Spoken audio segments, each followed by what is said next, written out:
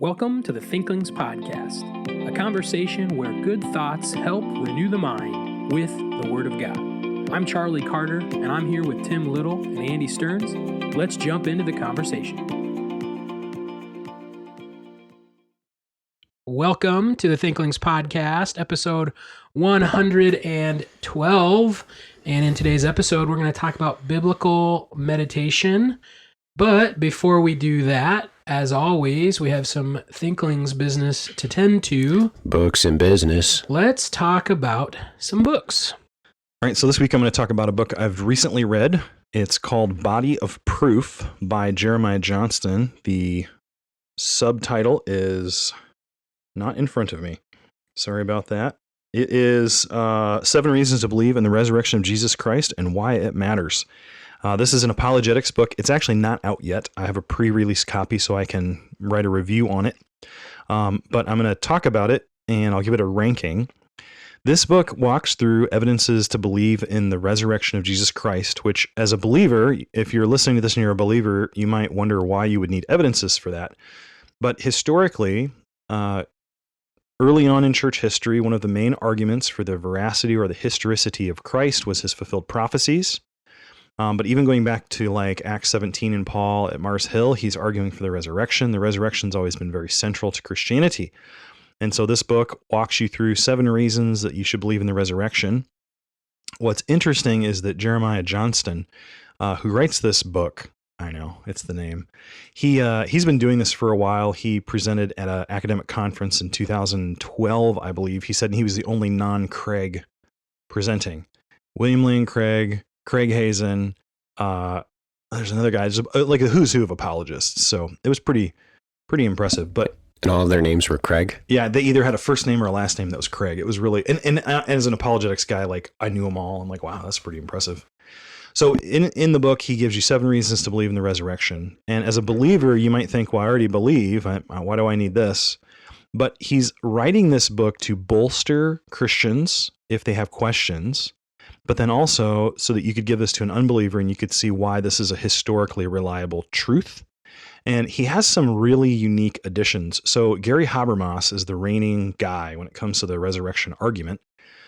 He writes the foreword for this.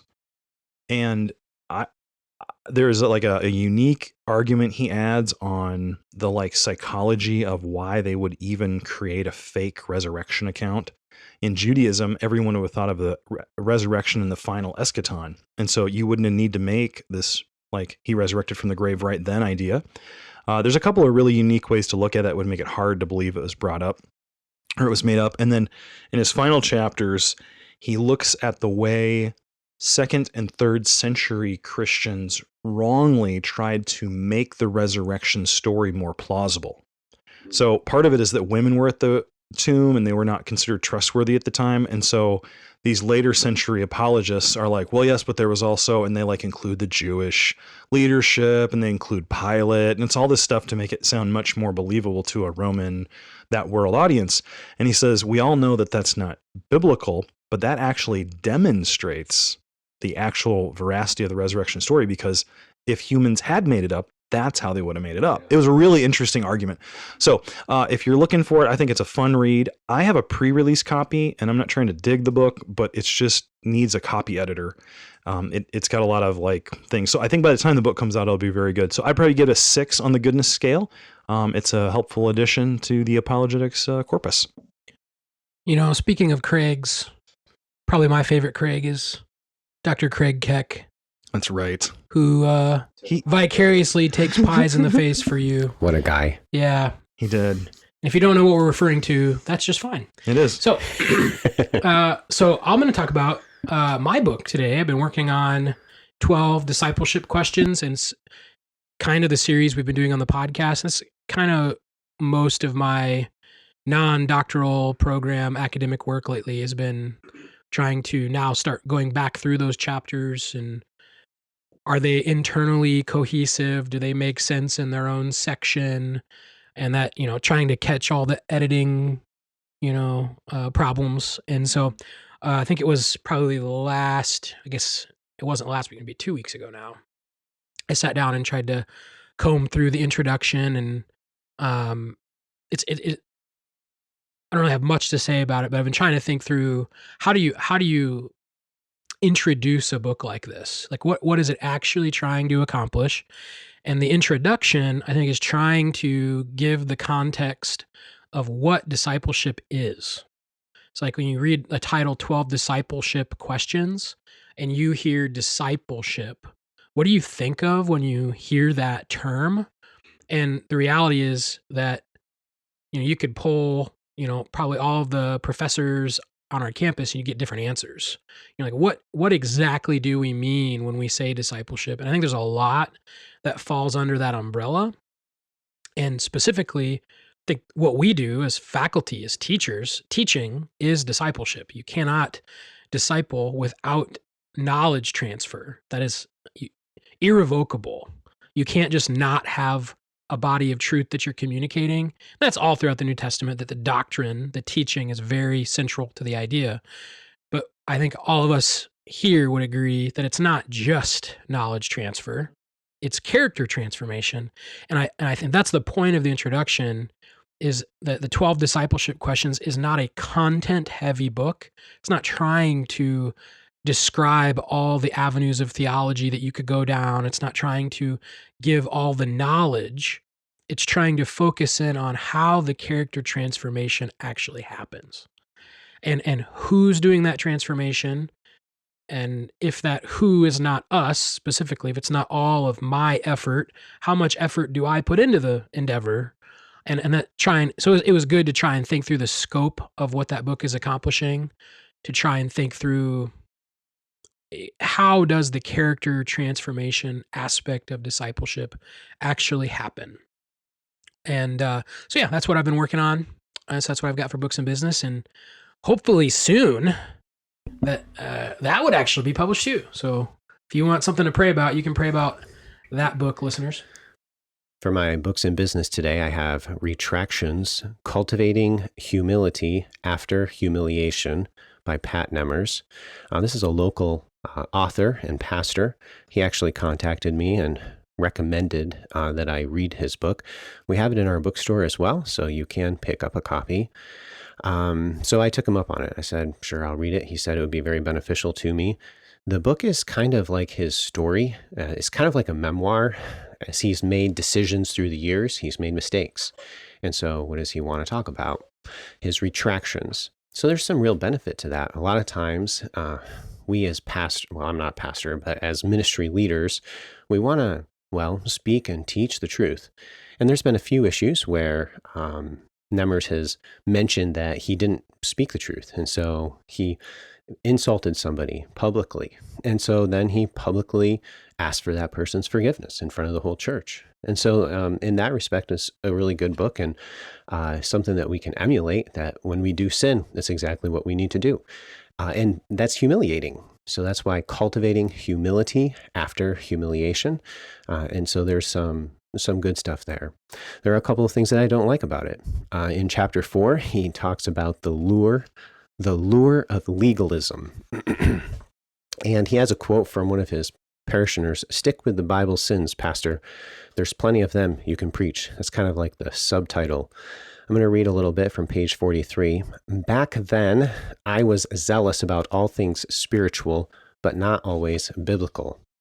I loved the Bible and prided myself on preaching it accurately and fervently, but I also took extra biblical positions on dress, movies, marriage, divorce, alcohol, who did and didn't baptize, and yes, music. The steady stream of people coming to know Jesus, being baptized, by me, of course, and filling up the church felt wonderful, exciting, and glorious." So he talks about these various things that he really retracted from. That's really what it comes down to. And as we work through the book, these things, particularly 3 of them, the alcohol, which is the main topic of the lure of legalism, divorce, and then music, kind of recur a few times. Now, I want you to understand there's no exegetical or even philosophical argument for Nemmers' view. All he's doing is telling his story.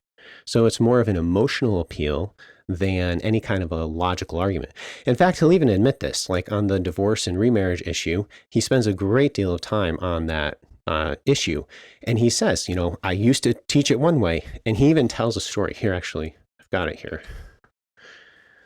This is page 128. He says, previously, this is somebody in his church who had previously heard him teach one position on divorce and remarriage, and then he teaches the other view. He states, previously I had taught her and the whole congregation on this topic with equal conviction, but from a very different point of view.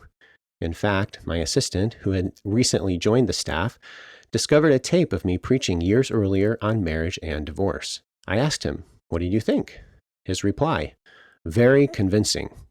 And then he just states, so there was that. It's kind of like you just get a little bit of a chuckle out of that because, he preached convincingly about one position on divorce and remarriage.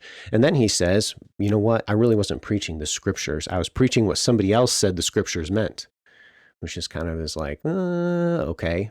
But I want you just to realize what Nemers is kind of doing here in this book. It's not a logical argument for his view, his new view of divorce or remarriage. It's simply his retraction, where his path is leading him to a different place now.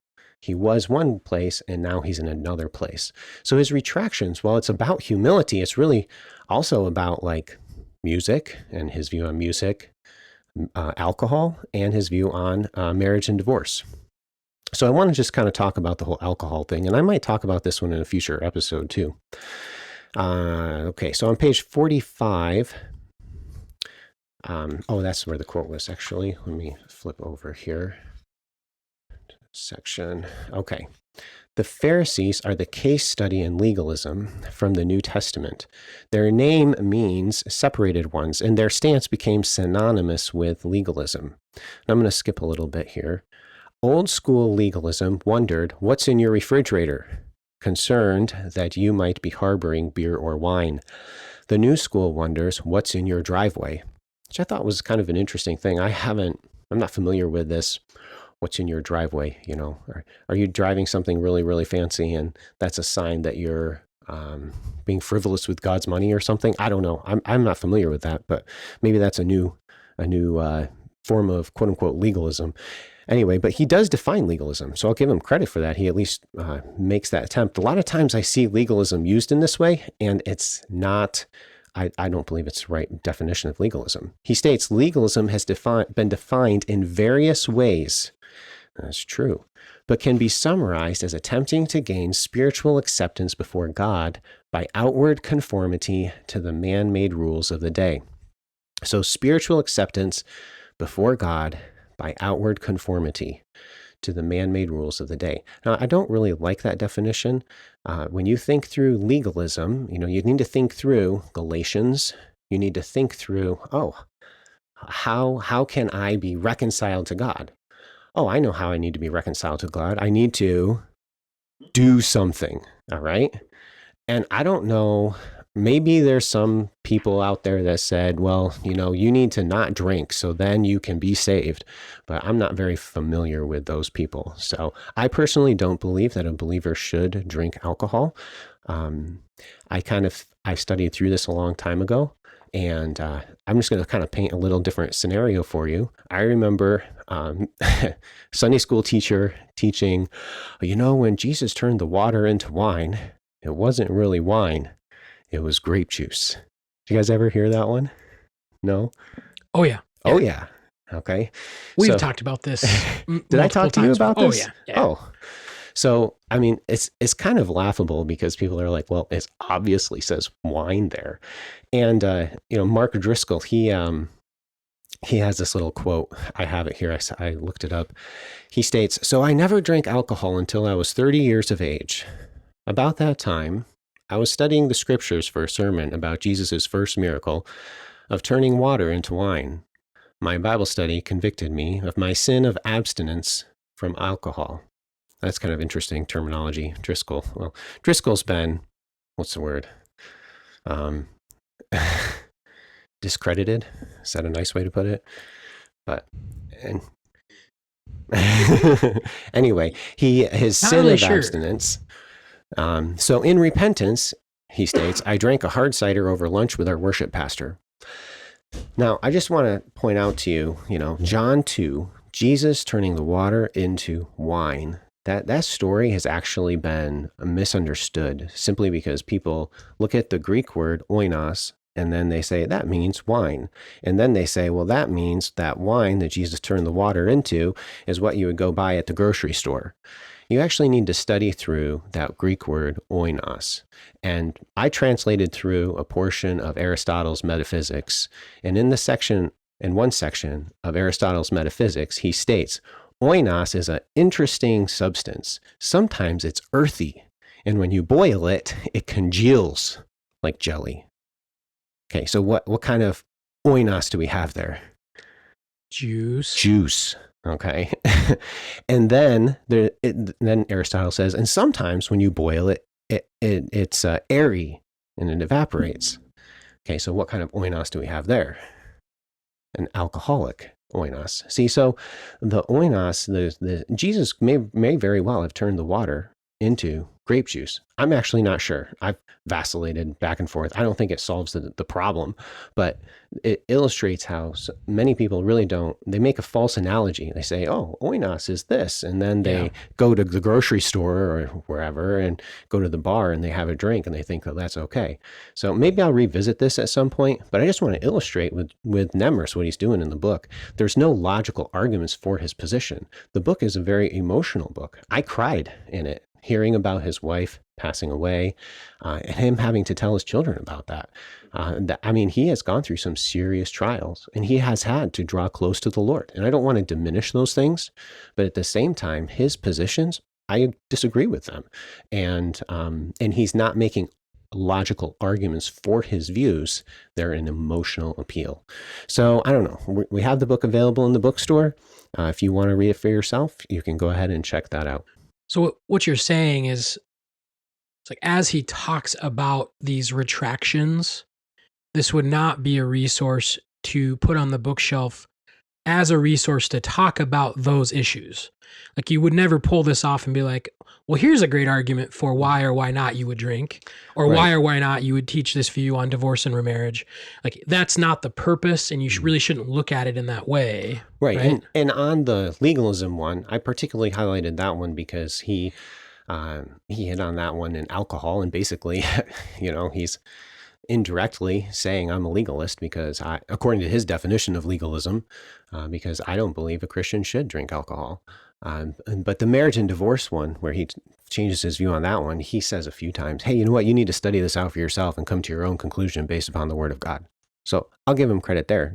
He does say you need to figure it out for yourself. Well, on the alcohol issue, I think similarly, you need to figure that out for yourself and don't settle for a few blog posts. Yeah. Andy, you want to give us a quick little snippet what this episode's going to be about? Sure. I was studying out the word meditation in the Old Testament. And since I'm a Greek guy, I was looking at this Septuagint. And so I was tracing down some words for meditate that the Old Testament text used to translate that Hebrew phrase for the young kids who didn't speak Hebrew. And I thought it was very helpful in getting you to think through what are the aspects of meditation. And since the Bible in the New Testament talks about meditating and renewing your mind, I think it'll be a profitable episode for you. Let's have a conversation about meditation today. Now, I know I've been going on a series about death, and perhaps the only way that this will be related to that series is that you should be thinking about death, and this episode will be about thinking. But what happened is in my devotions, I have a Bible reading plan, and like you probably has happened to you before, I decided to divert from it and go back to one of my favorite Psalms, Psalm 1. It's always good. And so as I was reading Psalm 1, I'll just go ahead and read it to you. And there's the word meditate in verse 2. That's what we're mainly going to talk about in the rest of this episode. Psalm 1. Blessed is the man who walks not in the counsel of the wicked, nor stands in the way of the sinners, nor sits in the seat of scoffers. But his delight is in the law of the Lord, and on his law he meditates day and night. He is like a tree planted by streams of water that yields its fruit in season, and its leaf does not wither. In all that he does, he prospers. Now, there's only 3 more verses, but for sake of time, I'm going to skip them for now. So as I was reading through the first couple verses, there's the metaphor of the walking and the standing and the sitting in the various elements of the life of the wicked people. And then in verse 2, you have the word but, which is a contrast word. And so David is going to contrast the way of the wicked with the way of the righteous. His delight is contrasted, and his delight is in the law. Now, it's interesting that he's talking about what the wicked do, like what they're doing. But then when he contrasts it, he talks about what the righteous delight in. So that's interesting. And then it says, on his law he meditates. And so part of me thought that meditates and delight are maybe parallel here. So you delight in the law. How do you delight in the law? Well, one of the ways you delight is by meditating on it. And I like the word meditation. I mean, obviously we're on a podcast called Thinklings, so we value the life of the mind. And I've always wanted to do a study on this, and so I thought, I'm just going to go ahead and look this up. So, listener, what we're going to do is we're going to walk through definitions for our episode. And the definitions are going to come from 3 different dictionaries. And I'm going to start with the English definition, which is what I always start with. Now, Charlie said a couple of podcast episodes ago, you should never start with that. I actually disagree, but that's because I'm talking to English Bible study people. Listen, if you don't know what the definition of the word is, there's a reason the translator chose that English word. Charlie's getting ready to shoot. Here's the problem. I don't know all the definitions to English words. There's 2 definitions to this word in English. Charlie's going to jump in. Insert a caveat. Caveat! Okay, so I'll thank you. Thank you for that. The reason I say you shouldn't start there is in context. Like when you're studying a biblical word, when you try to define the Bible word, you shouldn't start in English dictionaries because the English dictionary is not actually talking about the Bible word. So if you're just trying to look at an English word, and I would have no problem with what you're saying because you're trying to understand what meditate means in English. But if you're trying to find out what it means in either Hebrew or Greek, and you went to an English dictionary first, you would have some issues there. I just had I had a listener take your thought and think that they can't use the dictionary to look words up when they're studying their Bible. And I don't think that's what you meant, right? Context is very important. Yeah. That's not what I was saying. Yeah. So we're going to look at the English dictionary first. All right. So the term meditate in English means there's 2 definitions. The first one is to engage in contemplation or reflection. The example sentence is, he meditated long and hard before announcing his decision. The second definition, however, is this: to engage in a mental exercise such as concentration on one's breathing or a repetition of a mantra for the purpose of reaching a heightened level of spiritual awareness. Now, here's where you really do need to think through which one of those definitions did the translator mean.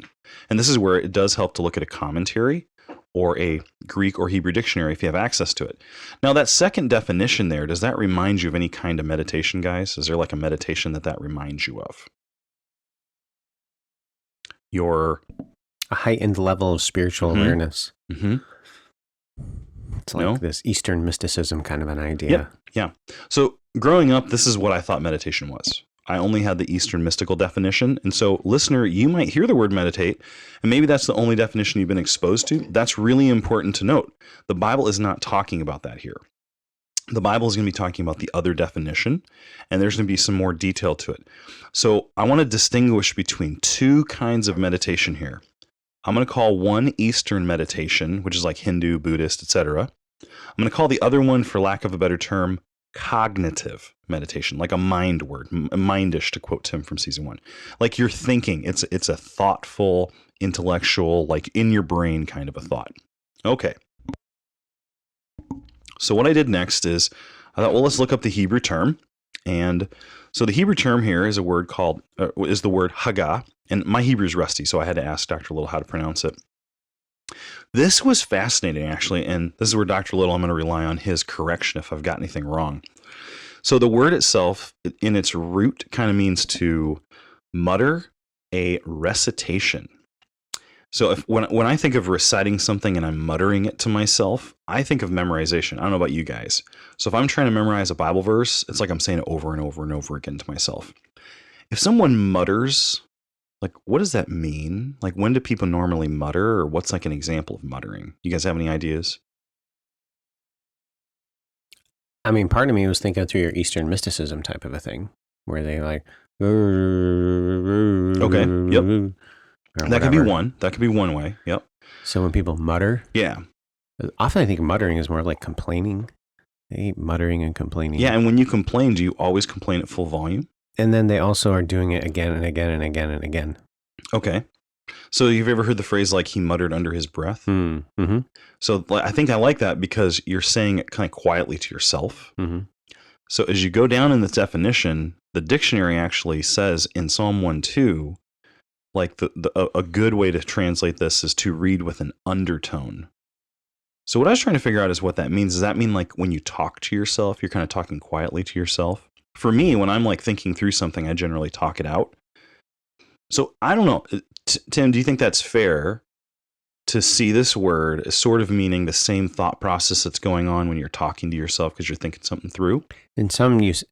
Sometimes the word definitely has a vocal connotation, and so Okay. the idea is that it's an action that's done again and again and again and again. Okay, so like you're reciting something. Yeah, Okay. or you're just kind of scheming or plotting. In fact, the same word's used in Psalm 2. Yeah, that's going to come up. Yeah. Oh, it is. Mhm. Okay. Yep.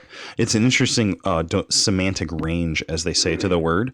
Mm-hmm. But I do think if you're stepping back, I think all these would lend itself to situations where you're giving careful thought to something. And it's sort of like pouring out of your speech at like a low level. Does that sound fair when I look at this word in your opinion? and in particularly in Psalm 1 and 2, the word in both instances is like you're trying to figure something out. You're contemplating, thinking about it. Okay, so here's what I was thinking of. It's like, it's not a biblical example, but when I go like to the grocery store and I like, sometimes I write a list out. I mean, I don't actually write a list. I have it on my phone. But what will I do as I'm like going into the store? Oh, this is great. And it is I know a what you're mental saying. repetition of I need this. But then there are times where I will mutter that like to myself, like, okay, I need eggs. I need milk. Yep. I need this. And like, you were like, I'm doing that under my breath. But it is a mental activity. Yeah. And the muttering is like a way of remembering what I need to remember. So. Yeah. And in all these situations, what's interesting is like the Eastern style is sometimes, and there are variants, sometimes it's to empty your mind of anything and just let ideas pop up from your subconscious. Sometimes it's to say like vainly repeated phrases over and over and over again to reach a level of enlightenment. But all of those are in a I'm going to riff off of your term, Tim. They're all unmindish. Does that make sense? Like unmindish. You're not actually trying to engage in thought. You're sort of trying to like let things passively come upon you. But I think the idea here is that you're actively mentally doing something. And my thought is that if someone had the wrong idea in Psalm 1, when they heard that word meditate, they might think they read it and they just kind of like sit back and let it happen. But I think maybe we can show that the scripture writers might have imagined some more active mental chewing, thinking, questioning, pondering. So I'm going to try to show that, but I'm going to do it in a way that I'm not sure you're all going to like. So we'll see. So what I did next is I looked up the Greek term. Now you might say, Andy, you're in the Old Testament. What are you doing? Hey, I've got a Septuagint. So listener. But what is the Septuagint? Hey, don't divert us. We got to get through this. So I have a Septuagint I was using. And the Septuagint is just a Greek translation of the Old Testament that the generation after the exile made for their kids because they didn't speak Hebrew. And if there's only one version and it was authoritative and they always used only that one, Charlie. Okay, listener, that's all wrong, but Charlie did a big project on it and he can barely hold himself from saying something that's not relevant to what my point is. Hey, you know what? If I was to make a comment at this point, it'd be like taking an egg and throwing it in to a pot of chili. And I know what you're thinking. Well, that might be good. It also might not be good. So why risk it? Don't put the egg in the chili. So yeah, we don't really know if that'll help our conversation, so we're not going to risk it. That's great, Charlie. I'm giving you 3 emojis for that. That was well done. They're all egg emojis, by the way. No, 2 eggs and 1 chili emoji. Listener, this is... Anyways. All right, so what I did is I looked up the Greek translation, or a Greek translation, of the Old Testament in this passage. And the Greek word used is melatao. Melatao. Now, it sounds like melatonin. It's not related to the root. It does. I thought maybe it was related to that, but melatonin, actually, I looked this up, comes from like the word for melon, like melanin in your skin. There's something related to that in your body that also controls your sleep cycle. So unfortunately, it's not related, but that's okay. But for listeners who wonder that, I did look that up.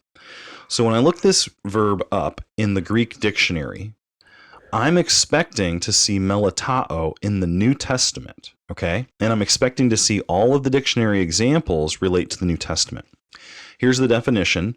The first definition is to work for something, to definite in the mind, to take care, to endeavor. The second definition is to improve by care or by study, practice, to cultivate, to take pains with. Now that one is from 1 Timothy 4:15, so that's where it does occur in the New Testament. 1 Timothy 4:15, take pains with. I love that verse. Then you get to the third definition, to fix one's mind on something, to think about it, to meditate upon it. And wouldn't you know, the examples given here, one of the main examples is actually Psalm 2:1. So like that, and we're going to get to that one here in a minute. So this word, I think this is the definition you're seeing in Psalm 1 as well, to fix your mind on something, to think about it, to meditate on. So it's really interesting that I think in my notes I have that backwards, but what I'm saying is it's near to there. So to fix your mind on something, to think about it, okay, to focus on it. This is the opposite of that like Eastern style meditation that went around when the New Age movement was really popular. The reason I'm bringing this up too is paganism is back. It's coming back, like New Age, mysticism, all that stuff is happening again. Okay, so what I did then, and this is interesting, listener, if you've ever done a Bible word study, is I searched the New Testament and the Old Testament for this word. It only occurred like 2 or 3 times in the New Testament. But in the Old Testament, it was all over. So Joshua 1:8 in the Greek translation, these are all Greek translations, okay? This melatao word. This book of the law shall not depart from your mouth, but you shall meditate on it day and night. Now, again, that's the classic verse that everyone's memorized, but that's this word, at least the Greek version is, to meditate. So when those Hebrews were translating their words into Greek, they chose in this passage, melatao. Then you have Psalm 1:2. That's our text today, that you meditate on the law day and night. Interestingly, Psalm 2:1 says this, why do the nations rage and the peoples plot? And so plotting is actually the translation of this word in that verse. So, but think about plotting something. You're planning something out. You're calculating. You're trying to do something. I guess, Tim, I didn't look the Hebrew words up here. So if you find anything interesting, dive right in. Now, there's a lot of verses here. I want to give a couple of more examples. Psalm 37:13 says this, those who seek my life lay their snares. Those who seek my hurt speak of ruin and meditate treachery all day long. Listener, I just want to ask a question. Is there ever a time where your thoughts have been so consumed on something that you've thought of it all day long? So I know for me, if there's something that's really concerning or really difficult or a trial I'm going through, or if there's something I'm really frustrated about, this was kind of convicting. Because here these evil men are plotting and meditating all day long on their evil. And it occurred to me that when I'm worried about something, essentially I'm meditating on it all day long. I'm meditating on what might happen. I'm meditating on what I can't control. I'm meditating on how bad it could be. I'm meditating on how can I fix it? How can I change it? How can I manipulate it? And it's not to say just throw a reckless abandon to your life, but when God talks about worry and anxiety, I think when we struggle with that, what we're actually doing is taking this concept of meditation and just focusing it on the wrong thing. So I do think if you struggle with anxiety, you're actually really, really good at biblical meditation. You're just using it toward fleshly fears. So I thought that was interesting just to see the way this word was used in different contexts. Now, at the same time, in Psalm 62:7, David uses the word here, and this is another classic verse, when I remember you upon my bed, and I meditate on you in the watches of the night. That's actually a good example of meditation. And I've actually tried to apply this when I wake up and I have anxiety or something over a big project, or there's something sometimes when you're really stressed and you wake up at night, it's hard to go back to bed. And what I would say is that I've tried to pray in those times, and that's been a great blessing and a means of grace that God's used in my life. But what I'm doing is I'm turning, and instead of meditating on what I can't control and my fears, in prayer, I'm meditating on God's character and seeking to trust Him. So again, these are just examples where we use our mind actively in directions to think about what God wants. All right, Psalm 76:13. I will ponder. Ponder, there's our word, melatao. I will ponder all your work and meditate on your mighty deeds. Sorry, I got the wrong word. Meditate is in the second half of that. Psalm 89:9 says this: For all our days pass away under your wrath. We will bring our years to an end like a sigh. The word sigh there is actually this word for meditate. And Tim, did you mention that on an episode a while back? Did I get that right, or was that a different verse? That's Psalm 90, verse 9. Okay.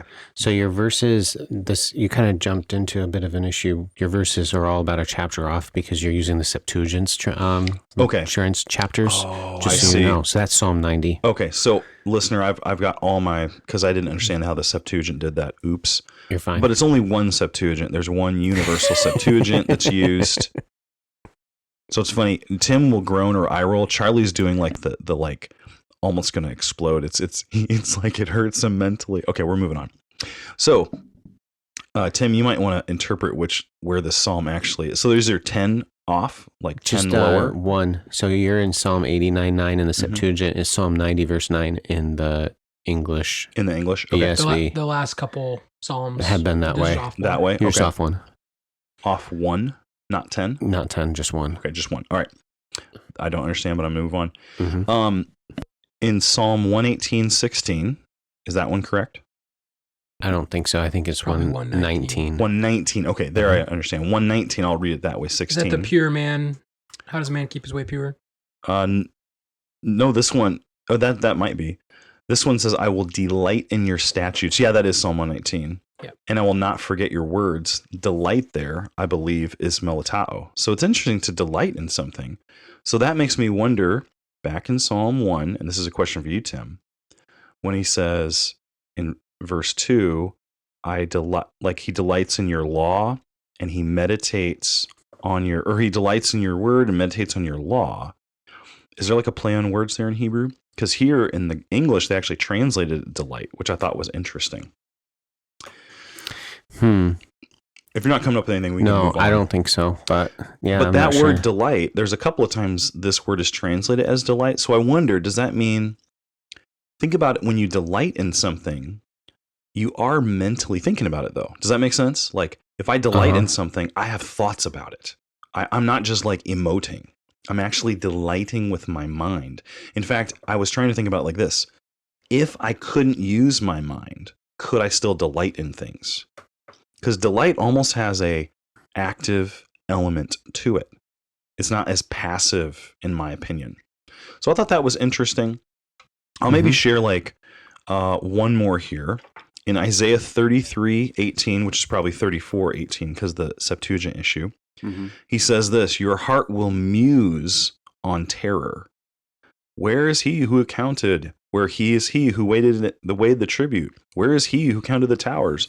And here it's almost like a worry. And that's where I was getting that idea of worry earlier. And there's muse, mourn, moan, mutters. Anyways, I just thought this was really interesting. Now, when you go to the New Testament, I can only find it in two places. In my notes, I have one. In 1 Timothy 4:15, take pains with these things, meditate on these things, dwell on these things. And then in Mark 13:11, it said it was there, but when you look, it's not. It's a variant reading. So there's a variant where melatao is there. All right, so here's my question, and maybe I'm way off. We'll find out, listener. It seems like this word's used somewhat regularly in the Old Testament. And I understand we're talking Septuagint translation here. So whoever was translating that version of the Septuagint many times used melatao to communicate these ideas of thinking or pondering or musing or mentally chewing on or delighting, okay? And all of those have like a mental component to them. So my thought is there anywhere in the New Testament that may not use this word melatao, but it might have a similar parallel idea going on? Like a similar parallel idea going on. Here, let me explain. I'll explain it more and then I'll give you my example. Okay. If Hebrews, like Hebrew people, were familiar with many of these verses and they understood that they should be thinking and dwelling and pondering on God's word, and then we have the New Testament, which is written by Hebrews who have been saved, know the Lord, I would expect that mental focus on thinking and delighting and loving God with our mind would not just go away. I would expect it to be present elsewhere in the New Testament. So where else in the New Testament would you see at least parallel thoughts or ideas? So my first one is in one of my favorite passages, Colossians chapter 3. It says, if you've been raised with Christ, so the idea here is if you've been saved, seek the things that are above, where Christ is, seated at the right hand of God. Now, if you seek something, I think you're aiming at it, and I think there has to be a mental aspect where you're thinking about it. You're like, that's what I'm going to pursue, and then you're trying to figure out how to pursue it. It's a mental process. Okay? In the second verse there, it says, set your mind on things above, not on the things that are on the earth. So there, it almost brings up the idea that you mentally could be setting your mind on the wrong things, which is where I think in the Old Testament verses we saw worry being part of the way you could meditate. So I think those are two parallels. I'm not saying it's the same, but I think the idea persists from the Old Testament into the New Testament. Do you guys have any other thoughts in the New Testament, like examples where you'd think, like, I think this is kind of parallel to what was going on in all those Old Testament verses when it comes to meditate? My first text that comes to mind is just Romans 12. Okay. Explain that one. So, do not be conformed to this world, but be transformed. How? By the renewing of your mind. So there's this intellectual activity that transpires, which is part of that transformation process, which battles and combats that the natural conformity that we have to this world. So that was the one correspondence that I thought of off the top of my head. And I like that one. I think it's a very central one. I think that's part of what his thought process is, in my opinion. Okay, sorry, I went down a wormhole with like this looking at words. In different The Septuagint. I'm not looking at the Septuagint. Ooh, good job. I'm still muted, so I'll just repeat what I just said. I went down a wormhole on my phone of like trying to look up words. And so can you repeat the question to me? Yep. So in the Old Testament, we see this idea of thinking and meditating. We see this idea that we give careful thought to things. That's part of the way we might delight in something or ponder something. You can do it wrongly by musing on it. Go ahead. So I just thought of another one would be maybe Philippians 2. Set your mind, or have the mind of Christ. Yeah. Okay. Have the mind of Christ. That's good. So then the thought is, if that is all in the Old Testament, but in the New Testament, this verb melatao is very infrequent. Did the idea of chewing on or pondering or thinking or delighting, did that just go away? Or are there areas in the New Testament where what they're saying might be different words, but it's the same idea? And what are the ones we've already mentioned? Colossians 3, Romans 12, and you just mentioned Philippians 2, having the mind of Christ. Mm-hmm. So as far as like the idea of like meditating, like, this might be a little bit of a stretch, but like to continue thinking about something, there's an emphasis in the Gospels. Maybe I won't. It comes up in multiple places, I'm pretty sure, but probably all in John. But like abiding, continuing in, like abide in me, like, and so it's not like not in a sense of like mentally meditating on like certain things, but I think that idea of like to meditate day and night, like to continue. You could go down that route and get some ideas, but then 2 Timothy 2, he shares these illustrations of like the hardworking farmer and the soldier and the athlete, and he says, think about these things. Yeah. And I don't know, is that on your list? No, it's not on my list. Okay. Yeah. Good job. But that's I thought Tim for sure was gonna use that one. I know, because he's used that passage. And you didn't already. use it, and then you're like, oh, wait. And you had another one. I'm like, he's going to take it from me. That one's a good one. But yeah. Go ahead, Tim. Well, you have that Greek word. We've actually talked about this word, the nous or nous, the mind, phroneo, to set the mind. Yep. So Romans 8 talks about setting one's mind on the things of the flesh and how it needs to be set upon the things of the spirit. Mm-hmm. Yep. So I don't know. That's what I've got. I think that's interesting because it's weird. So is this just the power of positive thinking? Is this just what is the idea that you visualize it and then it becomes reality? Is that really all it's talking about? Is that it? Is that what we should walk away with? Because the other one I was going to mention was Philippians 4, where he lists these virtues, and then he ends it with think on these things. And the verb there is logizomai, which I think that's the verb for calculate or to count or to reason or to reckon. But again, I mean, that's the word you'd use for I believe that's the word you'd use if you're like an accountant, to calculate things. So I think here's where I'm going with this.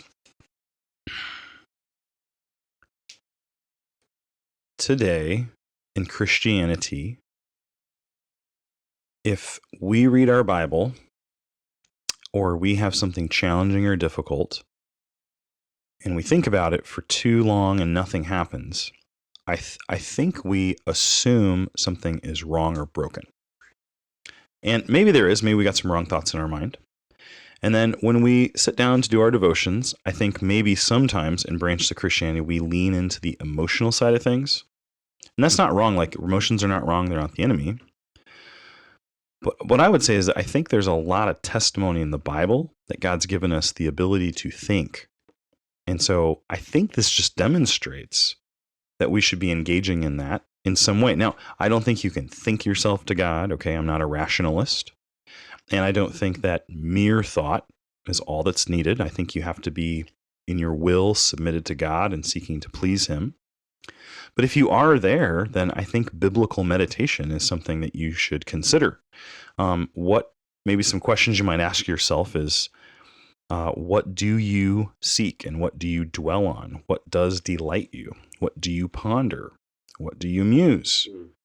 A lot of these questions where you see these thinking words, you can always just flip it around and say, well, I'm supposed to think on this is what the Bible says. What do I think on? None of us is unthinking. None of us don't think. None of us are thoughtless. Okay. We always have thoughts. I think what the Bible would ask you is, what are you rehearsing over? What are you dwelling on? What are you rehashing? What are you repeating over and over to yourself? That can indicate what your heart is set on. And so you do need to direct your heart. You need to humble yourself before the Lord. But this might be one way to see where your heart is.